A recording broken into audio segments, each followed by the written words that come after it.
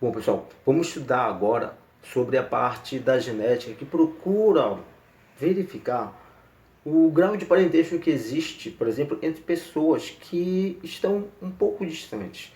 Sabe que na tua família, às vezes chega alguém e diz assim: olha, essa aqui é a tua prima de segundo grau, tua prima de terceiro grau, né? Está um pouco distante. Mas a genética também se preocupa em estudar esse tipo de grau de parentesco que não é tão próximo, que é um pouco distante, mas que existem semelhanças entre si. Então a genética também se preocupa da análise dos ancestrais e também dos descendentes. Quando eu falo ancestrais, então eu estou dizendo avós, bisavós, tataravós e dos descendentes, netos, bisnetos e tataranetos. E ela se preocupa em fazer essa análise por meio de um esquema ramificado.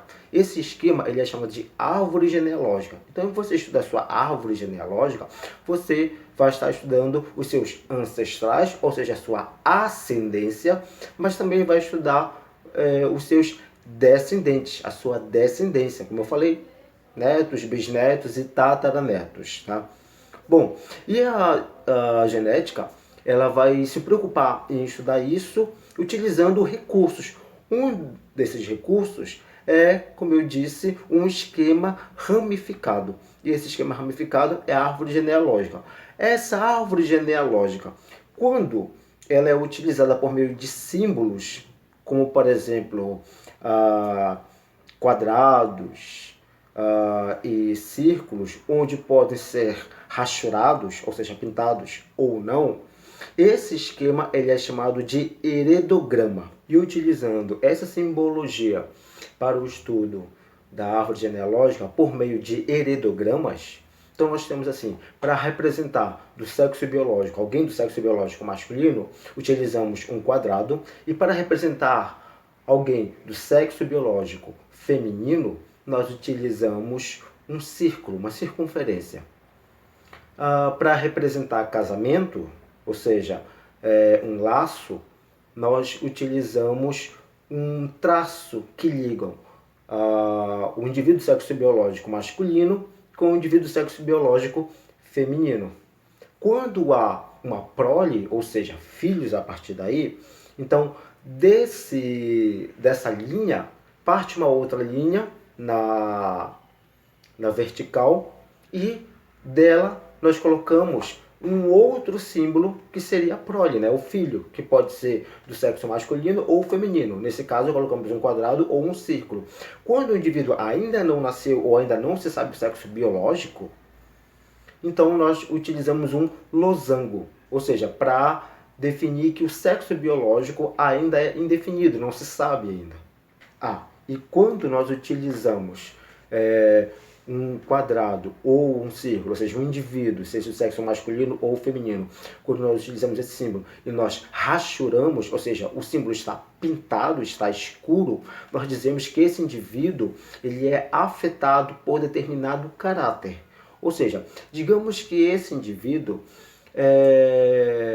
ele seja albino, tá? Então, e os seus pais não sejam albinos. Então imagina o seguinte, se os pais não são albinos, eles vão ter os seus símbolos clarinhos. Mas se o filho ele é albino, ele então será rachurado, ou seja, o símbolo, que pode ser ou um quadrado ou um círculo, será escuro, será cinza, será preto, para dizer que ele está afetado por esse caráter, que nesse caso é o albinismo. E há outros tipos de simbologias que vocês vão aprendendo com o tempo, utilizando no meio das atividades e dos exercícios. Então, vamos utilizar como exemplo a anemia falciforme, que é um tipo de anemia que é genética, ou seja, a pessoa já nasce com ela, porque foi transmitida dos pais para os filhos. Então, a anemia falciforme é uma doença genética em que o gene que vai condicionar o aparecimento da anemia, ele é um gene de herança recessiva. Se é recessivo, significa que a doença só vai se manifestar se o indivíduo ele for homozigoto recessivo, ou seja, ele tiver os dois genes recessivos, um doado pelo pai e o outro doado pela mãe. Vamos representar esse gene por Bzinho, então. Então, se ele for Bzinho, ele vai ter a anemia falciforme. Um Bzinho ele herdou da mãe, por meio do óvulo, e o outro bezinho ele herdou do pai por meio do espermatozoide. E os dois se encontraram na fecundação. O genótipo do indivíduo, então, é bezinho-bezinho. Ele é portador da anemia falciforme. O gene que não vai condicionar a anemia falciforme, então é o gene dominante, é o Bzão. Se ele for heterozigoto, ou seja, Bzão, bezinho, ele não vai ter anemia falciforme. Se ele for Bzão, ele também não vai ter anemia falciforme. Lembrando que como ela é condicionada por um gene de herança recessiva, só se manifesta se estiver em dose dupla, ou seja, os dois genes bezinhos, os dois genes recessivos, um herdado do pai e o outro da mãe. E com o albinismo, a mesma coisa. Ou seja, o gene que vai condicionar o albinismo, ele também é o gene de herança recessiva. Vamos utilizar como exemplo agora a letra A. Então, para uma pessoa ser albina, ela tem que ser azinho. Um azinho herdado do pai e o outro azinho herdado da mãe. Não significa que para a criança ser albina, os pais necessariamente têm que ser albinos. Os pais podem ser normais, mas aí eles vão transmitir para a sua prole esse gene que eles têm no seu genoma. Então, para o indivíduo ser albino, ele tem que ser azinho. Se ele tiver um azinho e um azão, ou seja, receber um azinho da mãe e o azão do pai, ou o contrário, esse indivíduo vai ser de pele normal. E se os dois doarem o azão, um azão do pai com o azão da mãe, esse indivíduo também vai ser de pele normal. Agora vamos pegar um outro exemplo diferente. Imagina polidactilia. O que é polidactilia? Polidactilia é uma doença em que o indivíduo ele vai ter mais de 5 dedos ou na mão ou no pé, tá? Ou nas mãos ou nos pés. Então, ele pode ter 6 ou pode ter 7. Tá? Então, é também uma doença genética. Só que o gene agora que vai condicionar essa doença, ele não é mais um gene recessivo, ele é um gene dominante. Logo, então, quem tem o gene dominante vai ser polidáctilo. Quem tem o gene recessivo, vai ser normal, ou seja, vai ter 5 dedos nas mãos ou 5 dedos nos pés. Beleza? Então, se o indivíduo, como ele é um gene de herança dominante, basta apenas uma cópia, um alelo dominante para a doença se manifestar. Então, por exemplo, se o pai doou um Pzão e a mãe doou um Pzão, dois genes dominantes, o indivíduo vai ser polidáctilo. Pzão. Vamos utilizar o P aí como exemplo agora, como letra. Tá? Se o pai doou um Pzão e a mãe doou o Pzinho, ou o contrário, não importa. Existe um Pzão aí, um gene dominante que é o responsável pelo desenvolvimento da polidactilia. Então o indivíduo já vai ser polidáctilo, mesmo sendo heterozigoto. Pzão, Pzinho. Pzão, homozigoto dominante, também vai ser polidáctilo. Porém, agora, se o pai doar o Pzinho, que é um gene normal, e a mãe doar o Pzinho, que também é gene normal, o indivíduo vai ser Pzinho. Esse vai ser o genótipo dele. Logo, o indivíduo vai ser normal, ele não vai ser polidáctilo, ou seja, ele vai ter apenas 5 dedos nas mãos ou nos pés. E agora a gente vai falar sobre cromossomos sexuais, tá?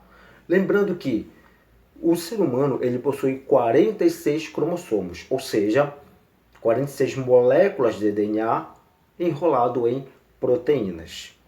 Então, cada célula do nosso corpo ela não vai ter um DNA, ela vai ter 46, tá? Que estão enrolados em proteínas, tá? Formando os cromossomos, que vão aparecer no momento da divisão celular.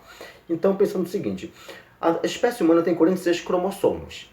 Tá? Desses 46, 44 nós chamamos de autossomos, ou seja, são cromossomos em que eles não têm a ver com a determinação do sexo do indivíduo. Eles vão determinar qualquer outra característica da nossa espécie, mas não o nosso sexo.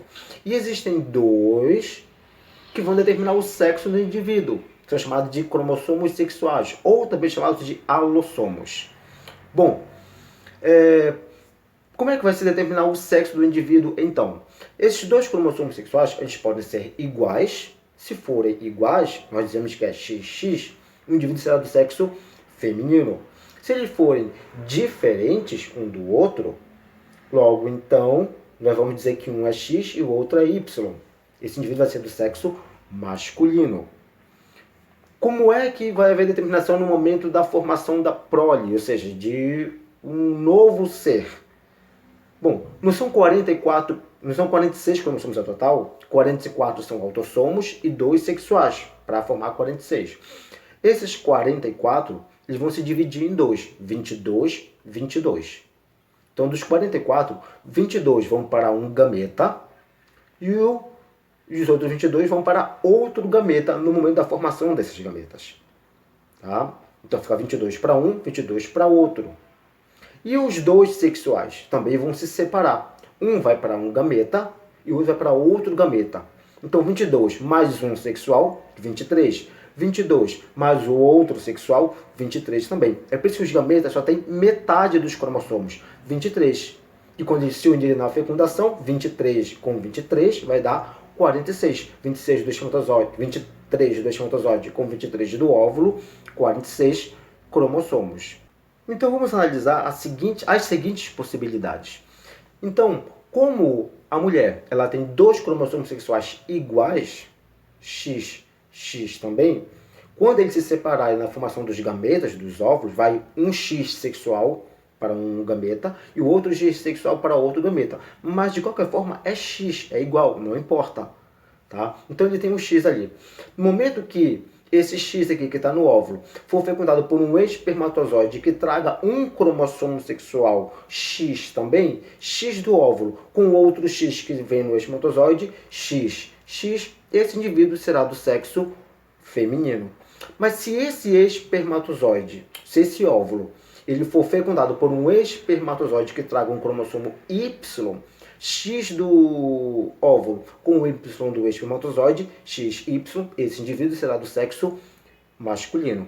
E por último, vamos falar aqui das alterações genéticas e cromossômicas. Bom, o que são alterações genéticas? São alterações, como o próprio nome já diz, no gene. Então, você altera um gene e você vai promover uma alteração na proteína, na substância que vai ser produzida a partir daquele gene. Então, nós temos como alterações genéticas exemplos como a gente já vimos agora. A polidactilia, a anemia falciforme e o albinismo. Cada uma altera uma proteína diferente que vai gerar um problema diferente. O albinismo sem a melanina na pele, a polidactilia um dedo a mais. E no caso da anemia falciforme, um problema no caso nos glóbulos vermelhos. Né? Eles ficam com uma aparência de foice. Tá? E com isso eles não conseguem transportar oxigênio com eficácia. Tá? Mas também existem as alterações cromossômicas, que são alterações que ocorrem no cromossomo inteiro. Essas alterações ela pode se dar na estrutura do cromossomo ou na quantidade, que é o que a gente vai ver agora. Então, no caso da quantidade, lembra que eu falei que a nossa espécie tem 46 cromossomos. Mas pode acontecer de alguns indivíduos não terem 46 cromossomos, como quase todo mundo da nossa espécie. Eles terem 47 cromossomos. Eles têm um cromossomo a mais. Um bom exemplo disso são os portadores da síndrome de Down. Esses indivíduos, eles não têm 46, eles têm 47 cromossomos. Lembrando que os cromossomos, eles são organizados em pares. Então nós temos o primeiro par, o segundo par, o terceiro par e assim por diante. São 23 pares, fazendo um total de 46. Então são 23 pares. E esses pares são organizados do maior para o menor. Então os maiores cromossomos vão sendo organizados em pares até os menores. Essa organização nós chamamos de cariótipo. O cariótipo, no caso, do portador de síndrome de Down, ele vai ser da seguinte forma. Nós temos o primeiro par, o segundo par, o terceiro par, até chegar no 21º. No 21º par, eu não tenho 2 cromossomos para formar um par. Esse indivíduo ele vai ter 3 cromossomos. Ele vai ter um a mais. Então você vai ser, entre aspas, um par de 3. Tá? É assim que vai ser o cariótipo desses indivíduos que são portadores da síndrome de Down. Da onde veio esse um a mais, então? Ele veio no momento da formação dos gametas, tanto do pai quanto da mãe. Então, eu tenho um cromossomo duplo que formado por duas cromátides, e elas têm que se separar no momento de divisão celular. Só que pode acontecer delas não se separarem e ficarem juntas. Então, esse que iria para um gameta e esse aqui iria para outro gameta, não se separam e vão os dois para um gameta só. Então, é daí que vem esse cromossomo a mais.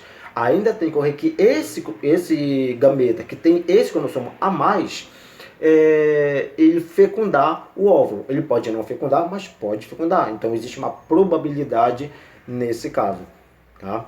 Bom, e isso é muito mais comum, na realidade, esse erro, ele é muito mais comum acontecer em mulheres do que em homens. Tá? Não que não ocorreu, mas em mulheres ele é um pouco mais frequente. E principalmente se ela demorar mais a ter filhos. Então, se ela demora a ter filhos, por exemplo, se ela deixa para ter filhos a partir dos 35, a partir dos 30, 35, 40 anos, essa probabilidade desse erro, né, ele aumenta. E deixando bem claro, tá? Então, qual é o par que será afetado no indivíduo que tem síndrome de Down?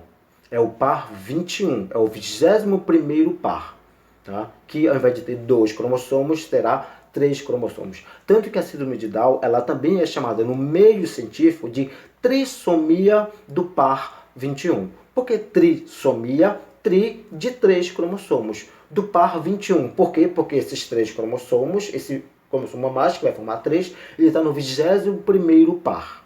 Beleza?